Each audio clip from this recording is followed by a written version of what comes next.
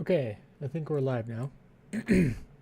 So, I kind of want to do just a little bit of reflection before going in.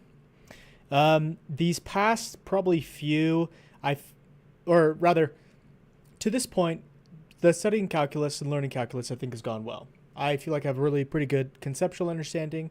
Right now, I just don't have much of a practical understanding, and I think in hindsight, I should have started with the practical understanding earlier and perhaps in tandem. I think because I really hadn't interacted much with mathematics, um, like calculus is the highest mathematics that I've ever interacted with.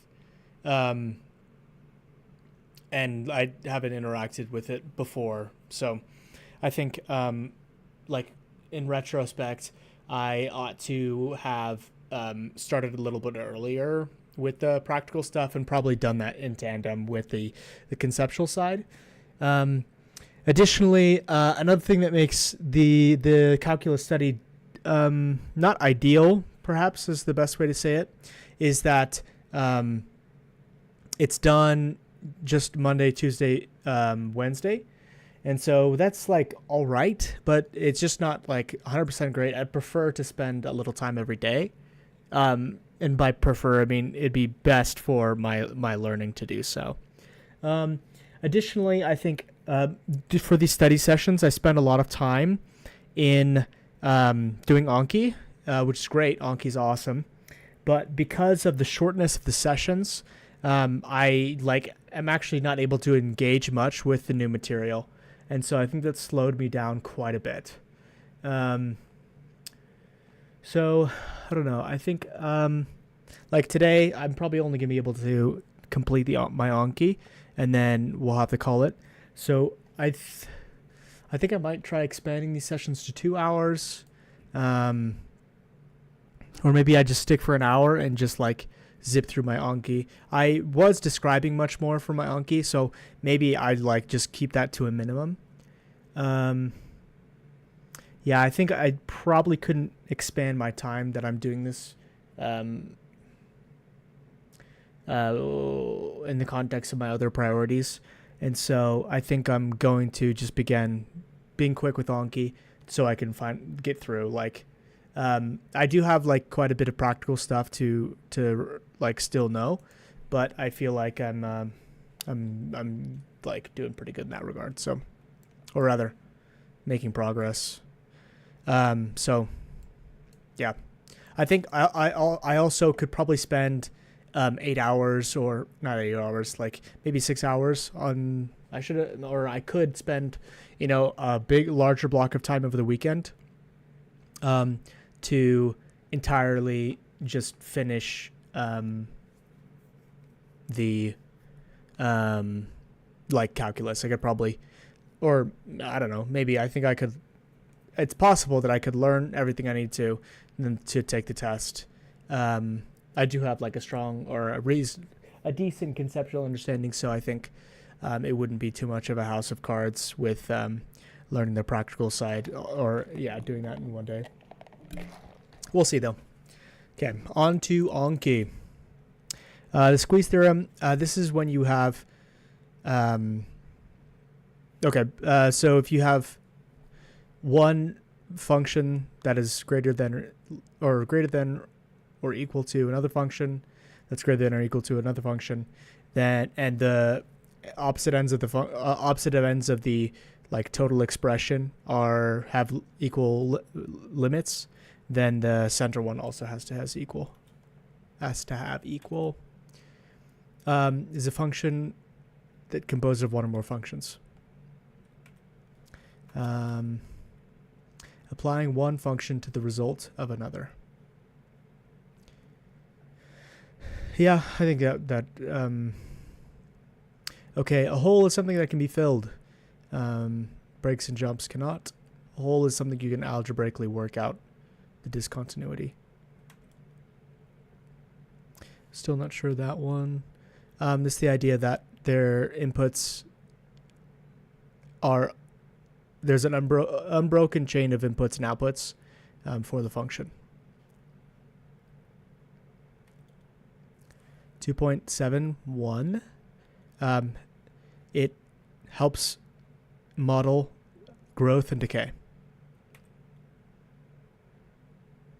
Upper limits at the top of the elongated S, lower it's the bottom.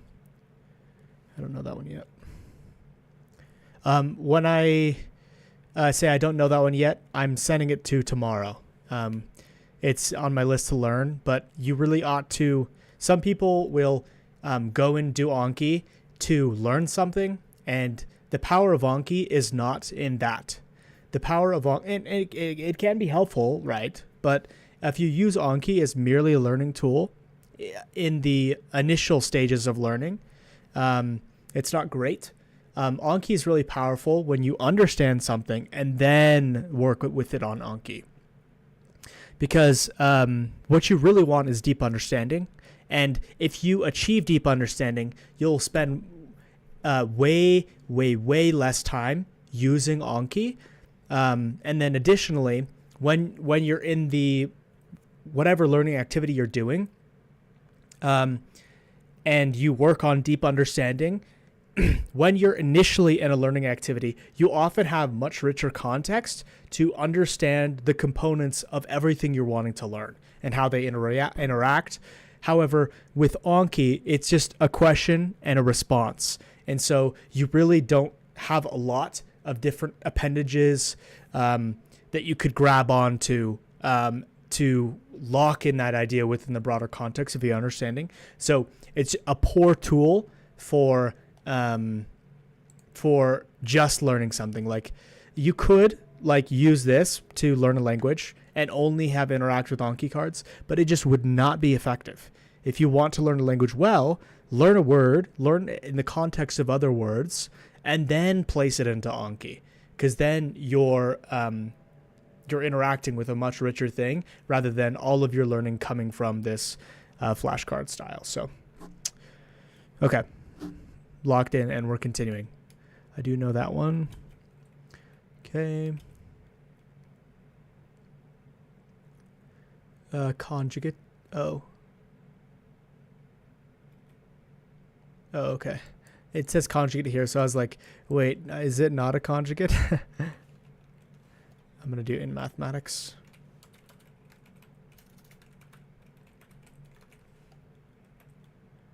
Don't know that one yet.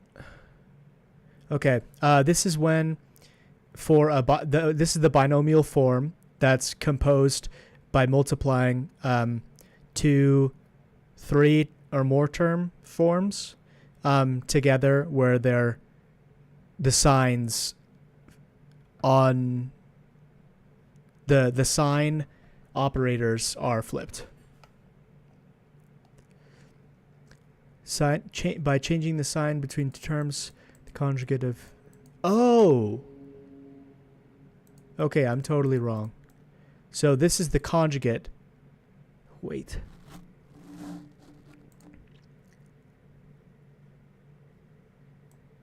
Right here it's saying that this is a binomial form by changing... That's... Okay. Okay. No, I was correct. This is misleading.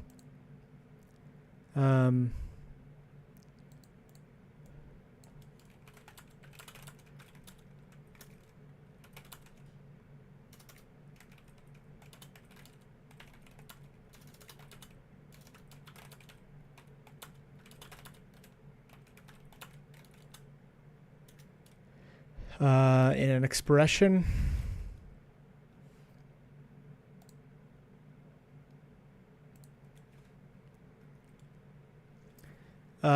So you can plug it in.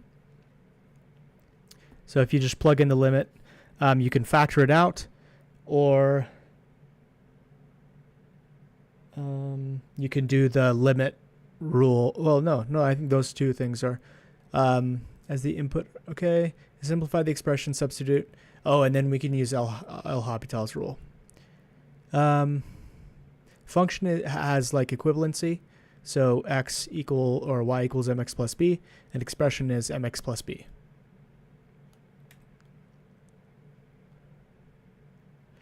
Vertical, horizontal, and diagonal. Slope is related to derivatives, as derivatives are the instantaneous slope or the slope of the tangent line, whereas integrals are the area under the curve.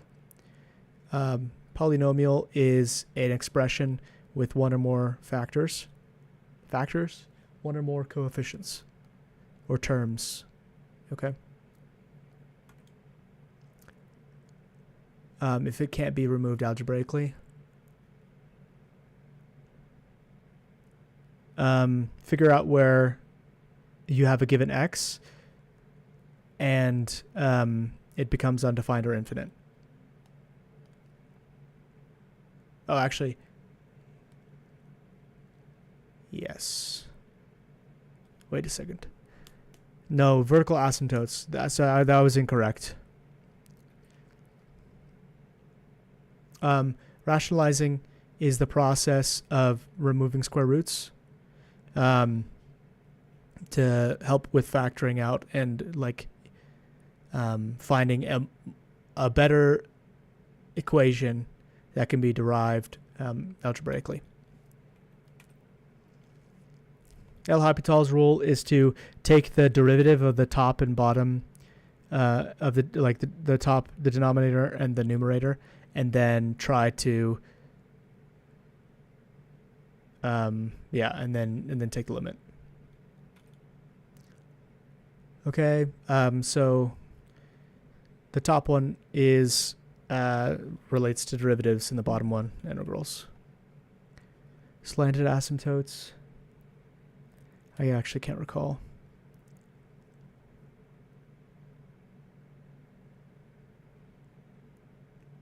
Okay, I'm going to push that one for tomorrow.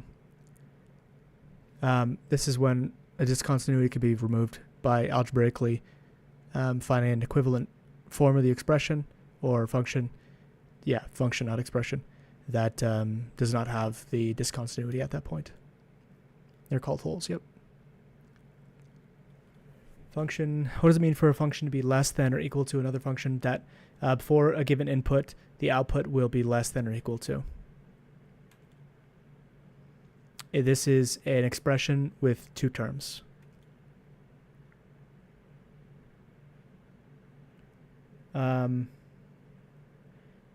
This is done by determining what occurs when a value approaches infinity. So it hits like a I think I'm going to push that one to tomorrow. It helps you find the limit of the interior function. If you have three functions in a row that are compared, being less than or equal to, or less than or less than, or greater than, depending on which side.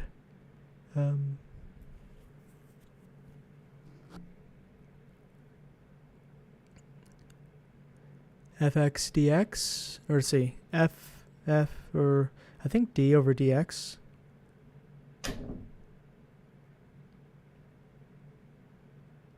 Okay, so there are different notations, or f prime. Okay, I'm going to, so I actually don't like this question because I'm asking for the syntax here, and I got it with the Leibniz notation. But there are different types of notations. So, womp womp. I think I'm gonna.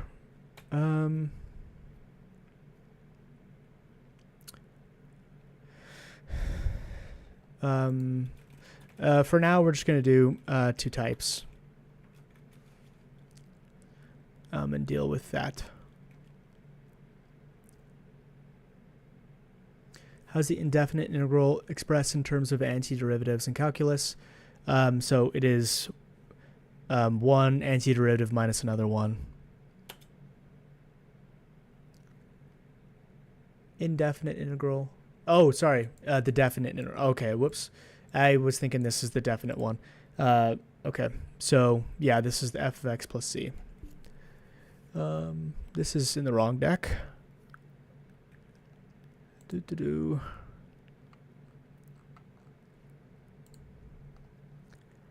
We will move these to the right deck.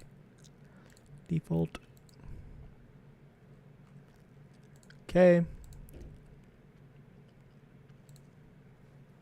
Okay, is it proper to call an antiderivative an indefinite integral? It is not, because indefinite integrals are the family of all functions for which the initial function integrates to, and then an antiderivative is an actual example of that function. Okay. Syntax for limit, it's as x, it's lim and then x arrow to the number that is the thing. Okay. This is the same thing as the slope of the tangent line. This is a derivative. This is calculus. What are the conditions for a function to be continuous at a point? So in order for a function to be continuous at a point, that is a good question. Okay. Actually, I can't recall. Okay. C is defined. And the limit to C exists. And then it equals C. Okay. Constant limit law. Okay, this is another one that's in the wrong deck.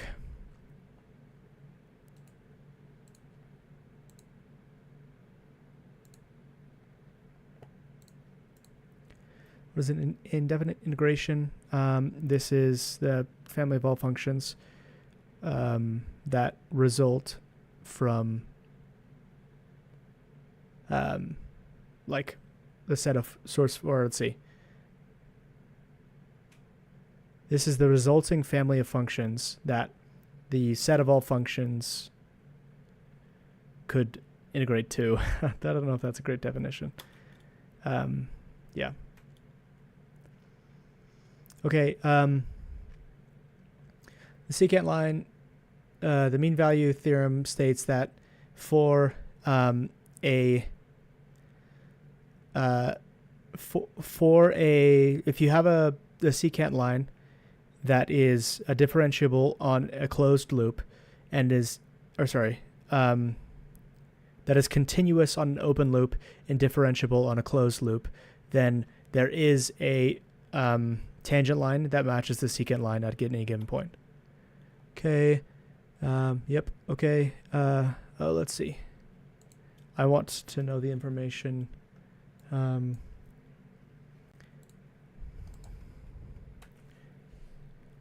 What is needed for the mean value theorem to be true?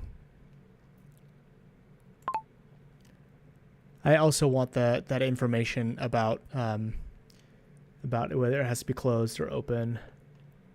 Okay, and I was correct. Well, let's see. Was I correct? Oh, I can't recall if I said continuous on the closed interval. I think I said the opposite here.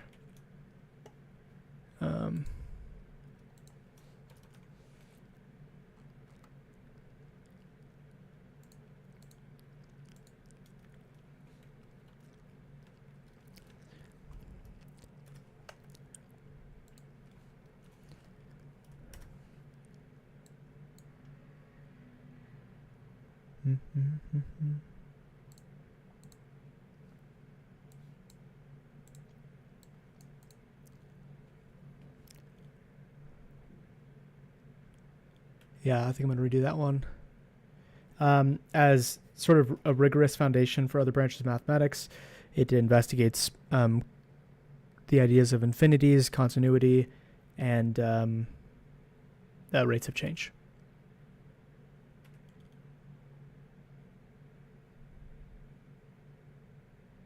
As the input approaches a certain point, what occurs to the output?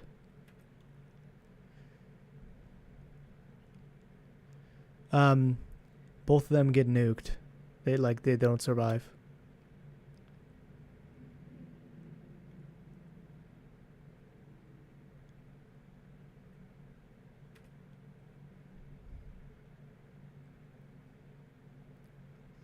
The antiderivative function is called antiderivative and not integral because integral relates to indefinite and definite integrals, but we still want to have an idea for what a resulting integration for a function is, which is an antiderivative.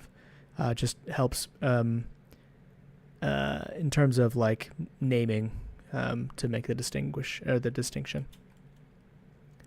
Okay, you find vertical asymptotes. I would just say like just find the limit.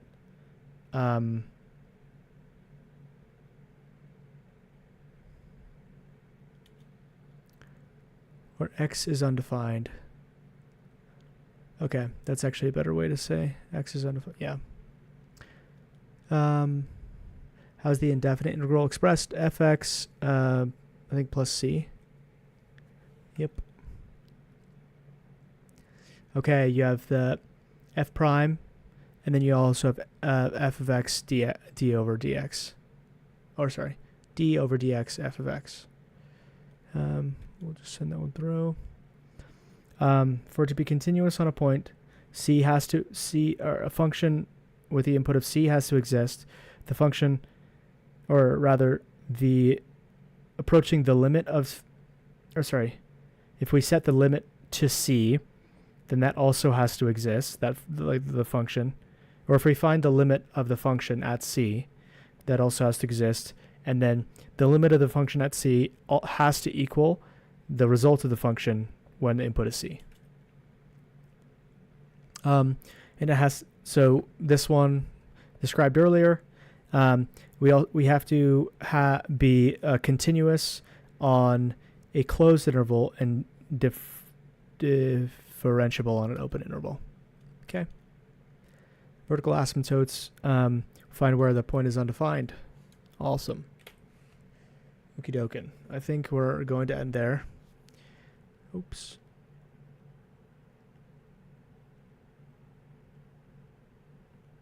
Yeah. Okay. Yeah, I think we'll end there. It was good Anki sesh today. I think we'll shoot to be much quicker with the Anki. Yeah. And then we'll shoot for tomorrow's stuff. And focus more on practical so we can get through this. I'll see you guys tomorrow.